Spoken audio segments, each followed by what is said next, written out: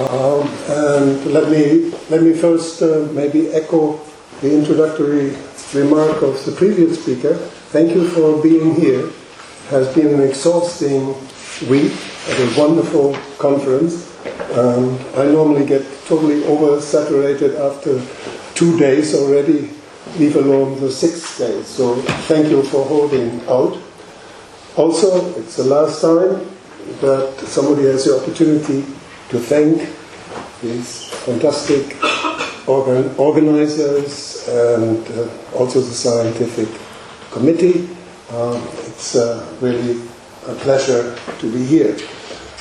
When I saw the program, I was wondering what is the intention to let me speak here as a last speaker, and the only explanation I could find was that the organizers wanted to make sure that you leave this room with a feeling that you understood every word, because my talk will be very elementary, and I try to not disappoint the organizers in this way. So this is about norm categories. The notion goes back to Belovier in his 1973 Milano paper. He doesn't really give a formal definition, it's just a tiny remark. But the tiny remark has everything you need. It is a category enriched in the normed sets. And the notion was worked out by Renato Betti and Galuzzi in a Bollettino paper 2 years afterwards, but largely ignored. Other more recent authors have sort of modified the Belovier approach, and I think that's wrong. I want to stick to Belovier's original notion. And so I want to get across that this is the right notion, and basically there's one thing that I understood only gradually, because it's a bit like what we heard at the beginning of this conference on dagger categories. So non-categories, it's really, when you look at it as category with structure, the ordinary underlying category is normally a bad category, a category that you don't want to look at. It gets only, or has a raison d'être only with the norm. And then it filters out the good stuff. And the other thing is, if Cauchy had known category theory, he would have already come up with the notion of convergence that I want to present here. All right, so here is a bad category. Non-vector spaces. I will allow the norm to be infinity.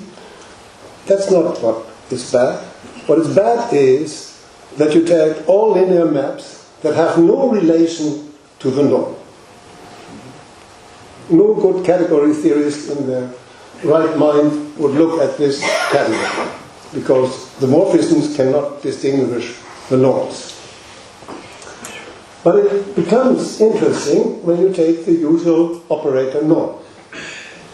And that's being done in functional analysis. The only difference that I impose here, and it's not my work, Paolo talked about it, Paolo Perrone, we take a logarithmic scale that has the effect, it gets us closer to metric spaces, but it's not fundamental.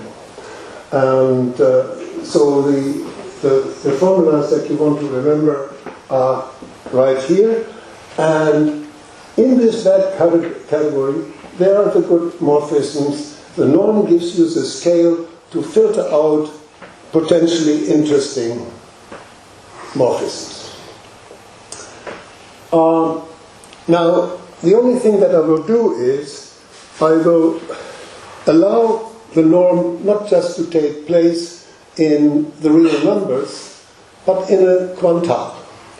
So don't worry too much about this. Sometimes I will write on the scale, I will keep the general quantile that I have and use a language as if it was metric spaces. So,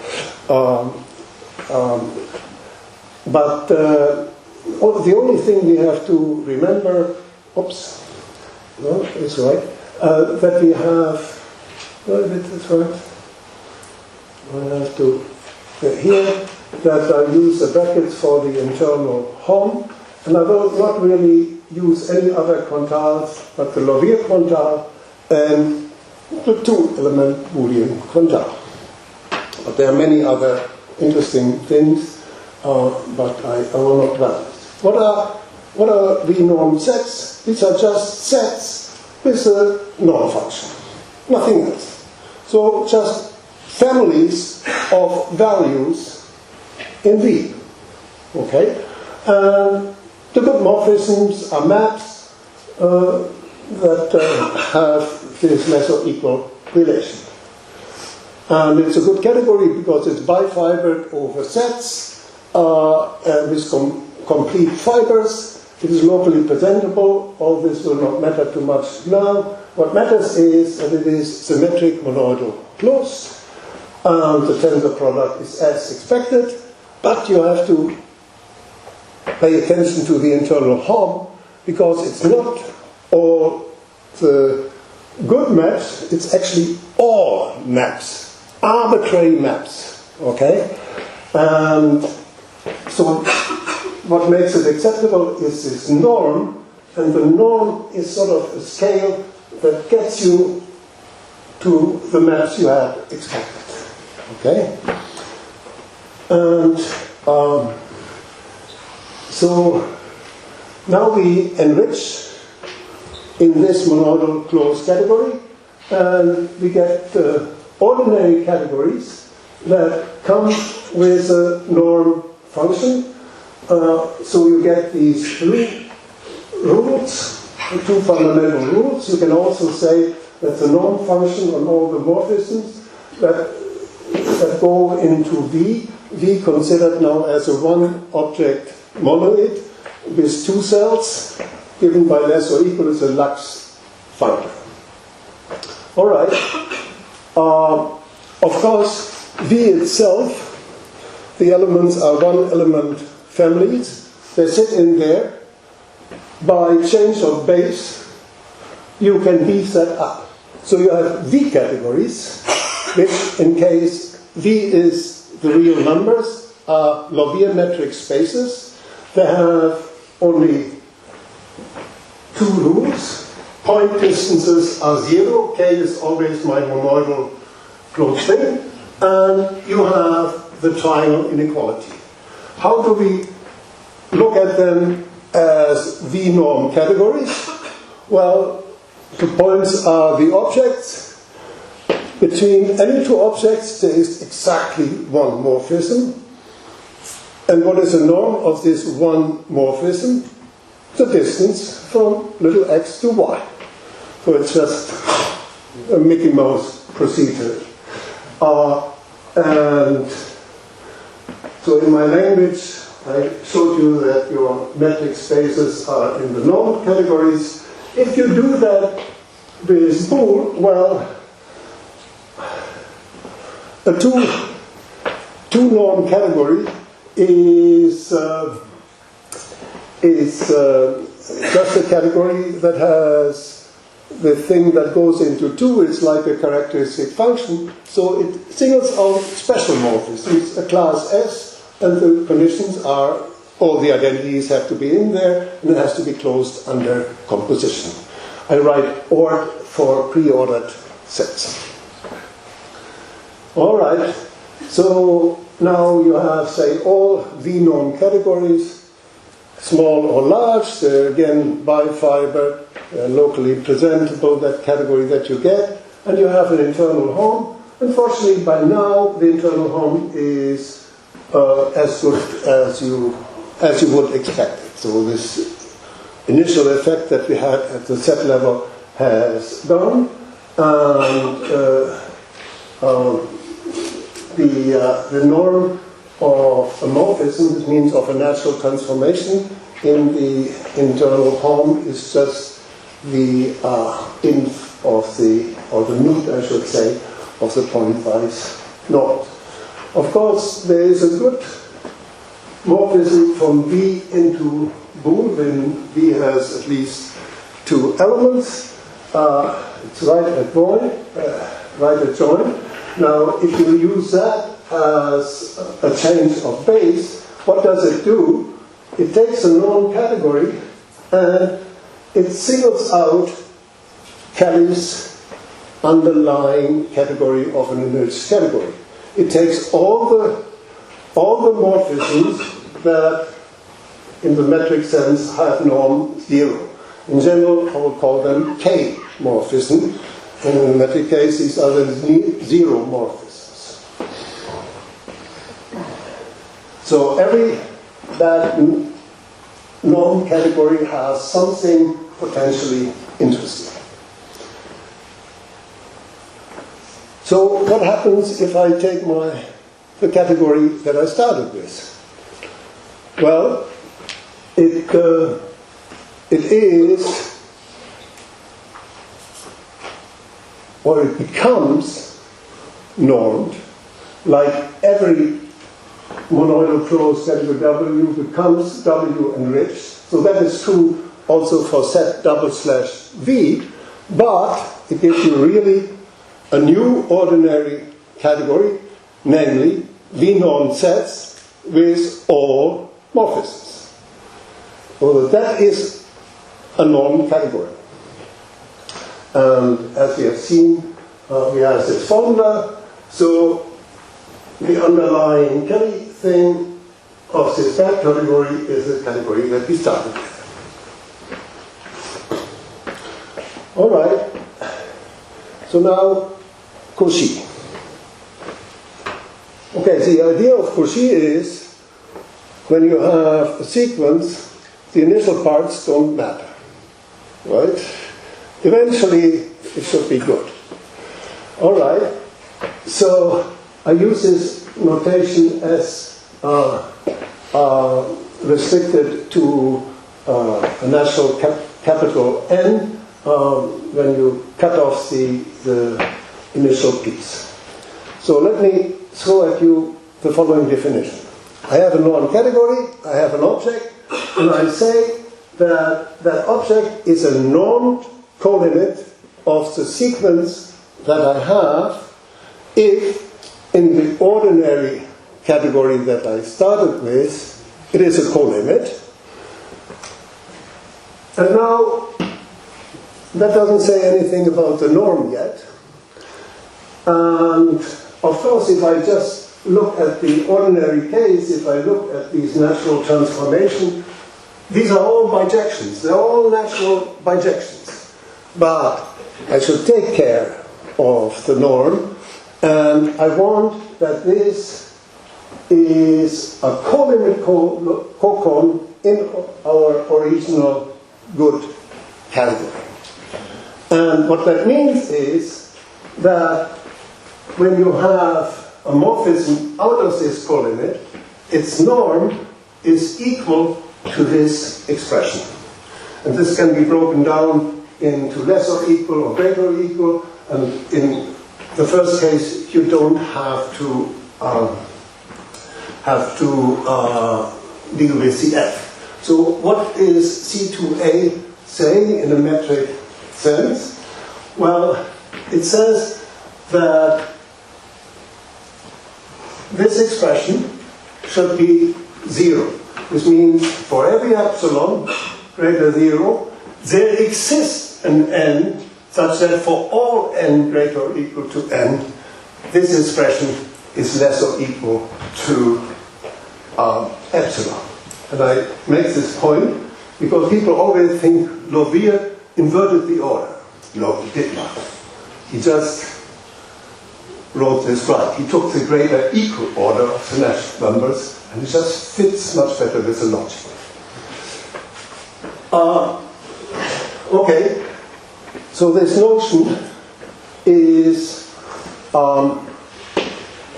makes this non-polyimide unique up to isomorphism. And I make this case because, very briefly, in the literature, there are additional conditions. Some of them are listed here. And if you take the norm category that comes just from a metric space, it imposes symmetry. Okay. If you do this in the Boolean case, it involves cancellation conditions that you would expect for classes of epimorphisms or classes of monomorphisms.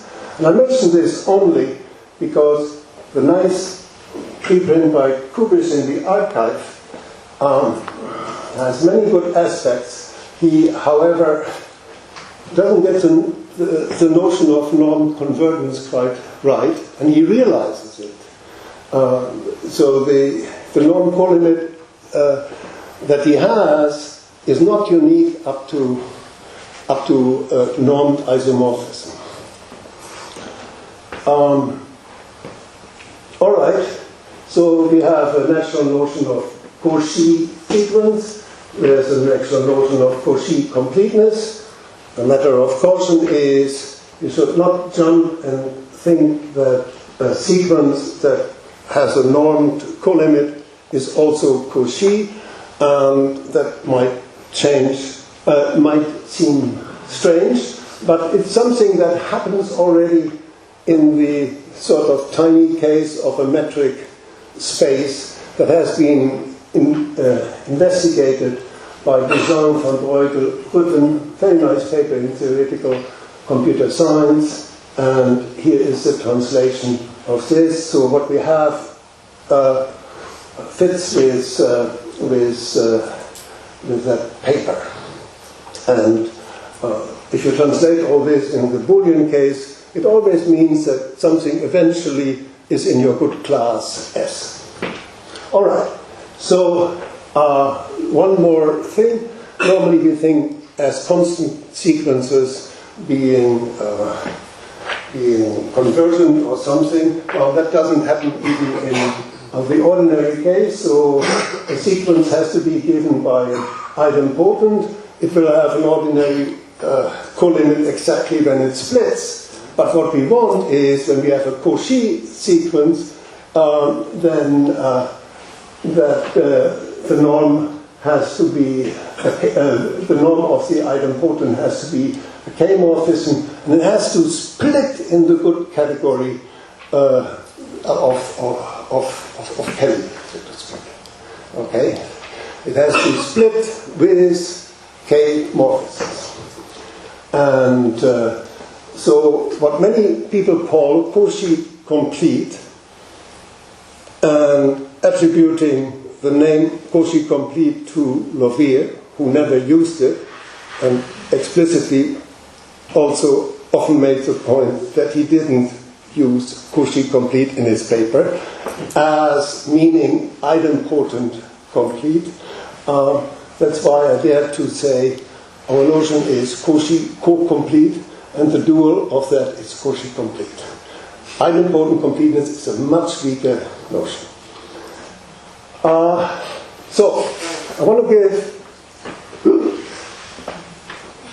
three categories that need attention, namely going back to vector spaces. All right, so look at this sequence of identity maps of the real numbers, just scaled. Beautifully, the norm goes down. What would you expect? The norm should be 0 in the colimit. But that cannot happen because in a non-vector space only the 0 vector has norm 0. So that category makes the colimit 0. The trivial space. Disaster. Boom. And the same you could do this in reverse order. Again, if you do that in non-vector spaces, the limit is 0. It's a 0 space. So we want to fix this, so I have to deal with these two quantiles, this exponential function logarithm, because I have to deal with plus and times, and of course they're not inverse to each other, but there is an adjunction. And just trust in category theory, take this adjunction. It gives you all the rules how to deal with zero infinity, like what is 0 over 0, infinity over infinity. It's not a make-up value, it comes out of the adjunction. Okay? And these are semi-normed spaces. So semi-normed spaces is like infinite function analysis. The only adjustment is the norm can be infinity. Okay? And then there's a theorem, and it's not easy to prove that this category, this bad category, Sn that infinity not because the value norm, the norm value infinity is permitted, but the Lipschitz factor can be infinity, right? Is Cauchy co-complete?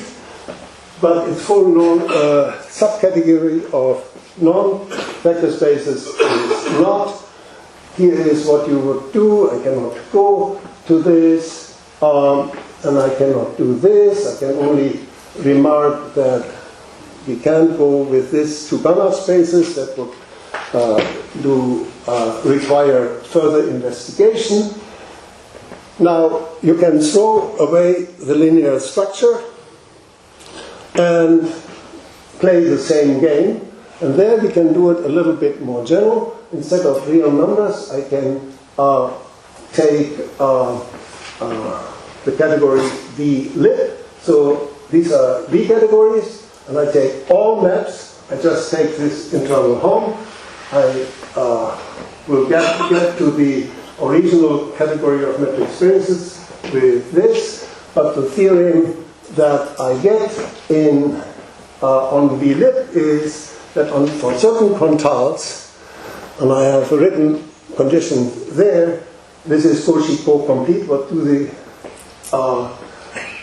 conditions say in a metric language?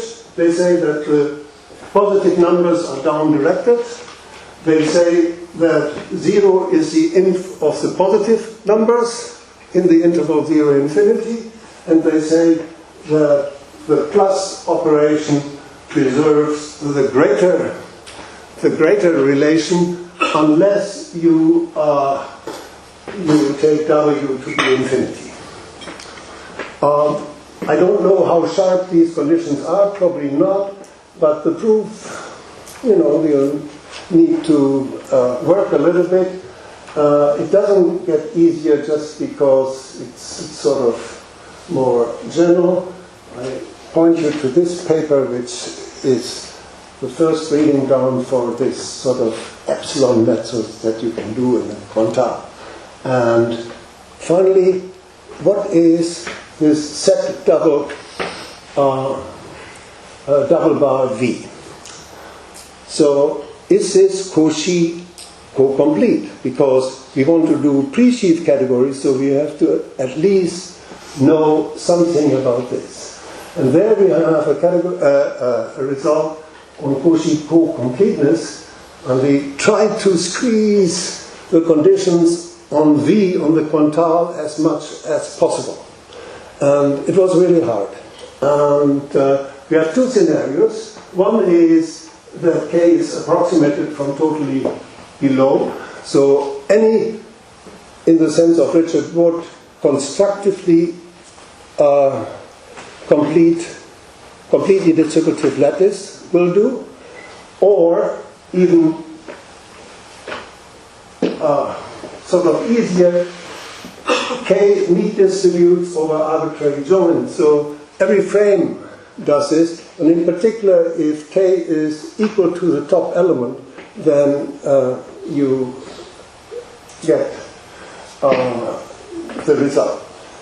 But of course, for the real numbers, all the sort of everyday quantiles, they actually satisfy both conditions. If we had hard time to actually distinguish condition A and B with the help of quantile theorists, we were finally able to settle this, they're independent of each other, but here comes the big submission, we don't have a single quantile for which we could say set double bar V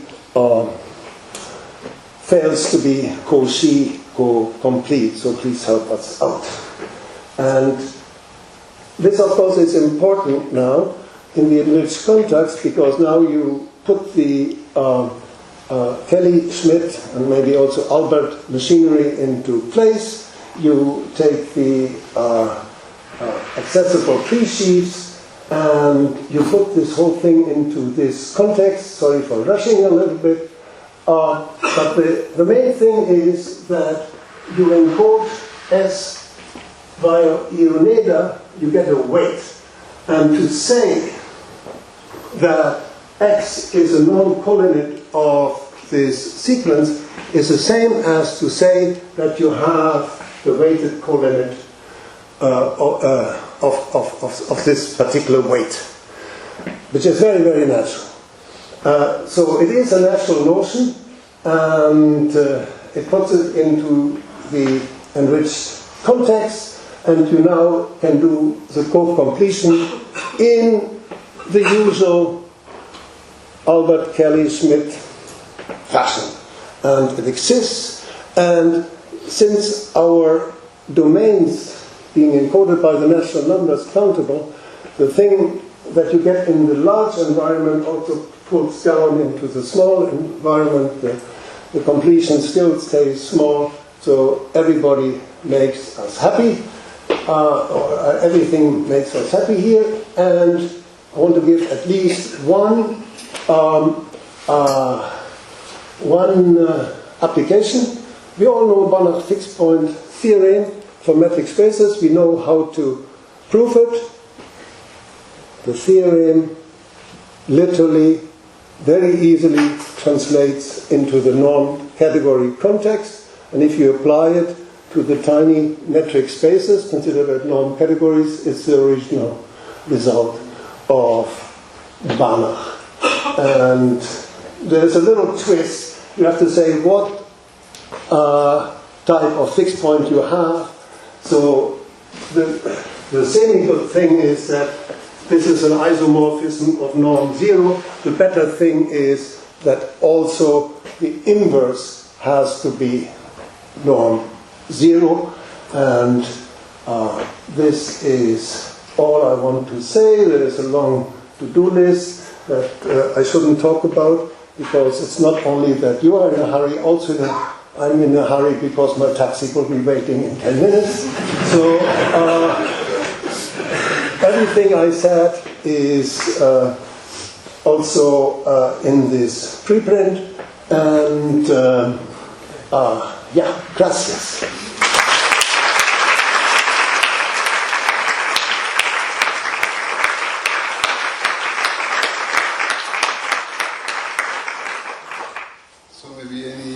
Short question or comment?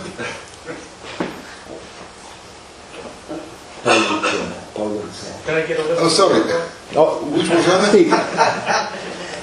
Which one? I didn't see. Paulo was there, Paulo. and Steve. So. Sorry, I was watching. I just wanted to ask, does this restrict the definition that Santiago and others made for Liouville metric spaces? Yeah, so it comes to the same thing. The forward thing is the usual thing what we have, but when we go to backward, we have to take inverse sequences. We have to have limits of inverse sequences. In the norm sense, it will give what they have. Thank you. Last, please. Does this have an interesting interpretation when you take free quantiles on monoids? So, like whose categories are actions? Yeah. So if you take a free quantile, that is just the power set of the monoid with the blockwise. It doesn't give a lot more than the case 2. Actually, it gives. I worked it out in the paper. It's also written out, but it's a good point. So the more interesting thing maybe to look at is distance probability distribution functions. That would be a more interesting quantile to look at, I think. Yeah. Other question? Comments? If not, let's thank Walter again.